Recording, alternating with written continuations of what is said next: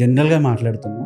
Either ఏ employee అయినా లేదు అంటే ఒక కంపెనీ ఓనర్ అయినా ఫ్యామిలీకి టైం ఇవ్వకపోతే గొడవలు అవుతుంటాయి కదా. బట్ మీరు పబ్లిక్ డొమైన్లో ఉన్నారు కాబట్టి మీ మోస్ట్ ఆఫ్ ది టైం సర్వీస్కి వెళ్తుంది. సో అలాంటి సిచ్యువేషన్లో మీరు ఫ్యామిలీని ఎలా హ్యాండిల్ చేస్తారు?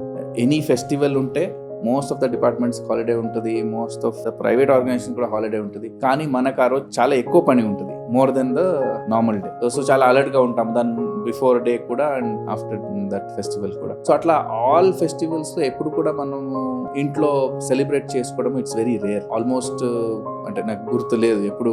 ఐల్ బి ఆన్ వర్క్, డ్యూటీకి రావాల్సింది ఉంటుంది.